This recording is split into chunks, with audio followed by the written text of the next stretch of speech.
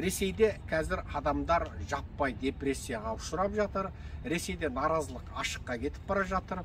Қазір енді Ресейдің ішкі жағында мынандай сыбыс бар. Путин Қытайдан саяси баспана сұрап отыр. Қытай Путинді жаңа кез келген басыңа қауіп төнгенде, немесе орыс элитасы саған қауіп төндіріп, орда төңкерісі болып, орда өзгерісі болып, Горбачевті кезінде үйғамақ қалған сияқты қандай да бір өзгеріс болса, Қытайға қашып кел деген жаңағы уәде беріпті. Қытай Путинге жаңағы мәңгілік жаңағы саяси баспана береді екен, Путинді қорғауына алады екен деген әңгіме бейресми әлеуметтік желіде айтылып жатыр. Ашық ақпаратта жоқ. Енді осыдан шын мәнде Путин екінші дүниежүзілік соғыс кезінде Гитлер Совет одағын қидай сыпырып Мәскеуге 30 километр қалғанға дейін, Кремльдің мұнаралары көрінген жерге дейін Гитлердің әскері басып кіргенін барлығымыз білеміз. Сол кезде Сталин Аргентинаға қашуды жоспарлаған екен. Аргентинаға. Ал Сталинді Аргентинаға қашу жоспарынан бас тартқызған Англия мен Американың көмегі болған. Олар бүкіл қарумен, ақшамен өндіріс орындарын тұтас көшіріп әкеп, қару-жарақты сенің жерінде жасап, сенде халық бар, сол халқыңа жаңағы біздің зауыттарда өндірген қаруларды бересің, өздерің өндіресіңдер, бүкіл мамандарды жібереміз. Міне 40 миллиард доллар ақша, міне мынау осындай көмек деп, сонымен Сталин қайтадан үміт ұшқыны оянып, Сталинде сөйтіп Аргентинаға қашудан бас тартқан екен. Міне қазірде Путин артқы жағын ойлай бастаған, жел шықпаса шөптің басы қозғалмайды деген. Қазіргі мынау Украин жеріндегі өндіріс орындарын біртіндеп жылжытқанынан, оның тіпті анау кейбір өзі басып алған жердегі халықтарды Москва облысына қарай көшуге ішкі бейресми бұйрық бергенінен, адамдардың жаппай Днепр, Луганск, Херсон, Қырымнан жаппай ырықты-ырықсыз түрде ұйымдасқан және ұйымдасқан бейресми түрде Ресейдің ішкі жағына көшіп жатқандығынан, ал орыс азаматтарының қазір енді жаңағы мына қыстың аязы біліне бастаған тұста мынау Еуропадан тау асып, тас басып, кәдімгі білесіздер, мына шығыс Еуропамен орыстың біраз шекарасы бар. Енді сонда қаншама қатаң күзет болғанына қарамастан, қаншама мынау әрбір жүріп өткен түлкіге, қасқырға дейін дене температурасына қарап, осындай нәрсе өтті деп бақылап тұрғанына қарамастан, орыстар қазір қашып, мынау шығыс Еуропа мен Еуропа елдеріне тау асып, тас басып, елдісіз мекендерден қашып барып жатыр.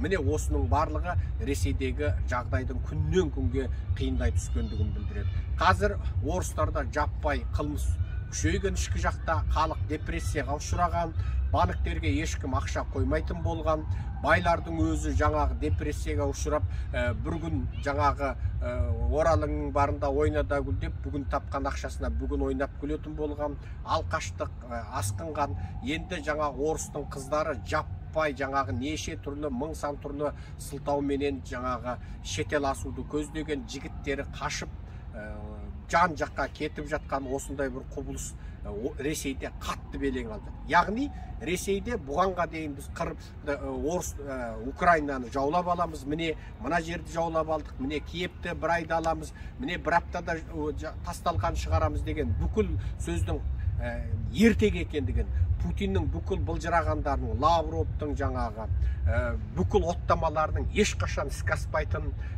бос сөз екендігін, былшыл әңгіме екендігін орыстың баласы да шағасы да түсініп, енді әрбір орыс өзінің қарақан басының қамын ойлайтын жағдайға жетіп қалған.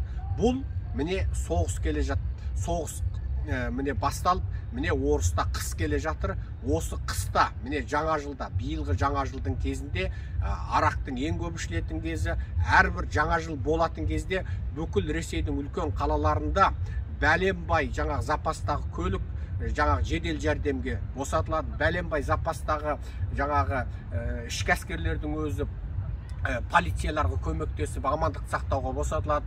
Бүкіл бәленбай бос үйлер моргке, жаңа мәйітханаларға айналдырылады. Жаңа жыл кезінде, тек бір жаңа жылдың өзінде Ресейде 1 миллионға жуық адам рет өледі және ауыр дәрежеде жараланады, өрт шығыны болады. Себеп жаңа жылдың кезінде орыстар жаппай арақ ішеді, арақ ішіп көлік жүргізу, арақ ішіп төбелесу, қырғын болу, пышақта өлу, сол арақтан уланып өлу, содан кейін сол арақты көп ішкеннен болатын басқа да қылмыстар тікелей және жанамалай. Жалпы жаңа жылдың басынан, сол жаңа жылдан келесі ақпанның айына дейін орыстарда өлетін адамдардың саны осындай күрт артады екен. Бүкіл мәйітхана жаңа өлген өлікке толады. Қылмыспен өлтірілген өліктер, докторхананың барлығы жаңа арақтан уланған, бірін-бірі пышақтаған орысқа толады. Енді биылғы жаңа жыл, былайша айтқанда, Путин үшін де міне келе жатыр. Міне қараша бір айдан кейін желтоқсан, сосын міне жаңа жыл, міне екі айдан сәл ғана көп уақыт. Осы жаңа жылдың алды артында Ресейде депрессияның, торығудың, жабығудың көкесі, ал бұның арты арақтың көкесі, арақтың арты соғыстың, төбелестің көкесі. Міне баяғыдағы тек қана біз жаулап алған жерлерімен мақтанады. Міне Грузияның 2 облысын жаулап алдық. Міне Донецк мен Луганскіні жаулап алдық. Міне Қырымды жаулап алдық деп жаулап алып, оның алдында шешендерді қанға бөктіріп, міне деп тек қана орыстық шовинизм арқылы жылдар өтіп, ол ұмытыла бастағанда екіншісі, мысалы бірінші рет шешен соғысынан кейін екінші шешен соғысын бастады. Одан Грузияның 2 облысын жаулап алды.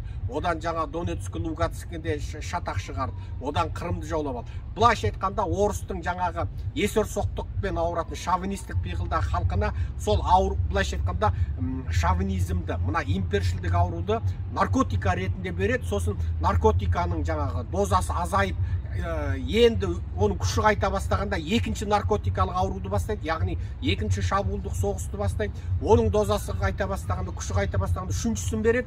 Енді міне Украинаға жалпы беттік жаппай соғыс ашып еді, оның нәтижесі мынау болды. Ең соңында қамбасында қаруда қалмай, қазір Ресейдің қамбаларында қару 30%-ға түсіп қалған. 30% ең төменгі мемлекетке сырттан шабуыл жасағанға керек, ең төменгі халықты қаруландырулық сипатында қарулар. Енді содан жан таппағанда Ираннан қару алып отыр. Иран деген енді сайда саны құмда ізі жоқ елдің санатында.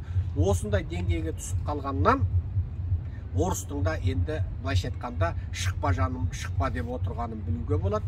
Жалпы өте жағымдыға бар, Қытайдан да орыстан да. Мен енді осы орыс пен Қытайдың ортасында отырған ғасырлар бойы тек қана соңғы бірнеше ғасырда орыспен тек қырылысып, ең соңында Кенесары ханның жаңағы басы шабылуымен аяқтаған қазақтың егемендік тәуелсіздік күресі, одан кейінгі мынау ақ патшаның кезіндегі қарқара көтерілісі, албан көтерілісі, одан бұрынғы 1000 сан реткі көтерілістер, мынау қызыл орыстың кезіндегі 2000-ға жуық қазақ жеріндегі көтеріліс, одан кейінгі мына тың игеру кезіндегі қазақ жеріндегі стихиялды наразылықтар, ең соңы желтоқсанның қанды қырғыны, бұның барлығы қазақтың шынайы тәуелсіздік күресі.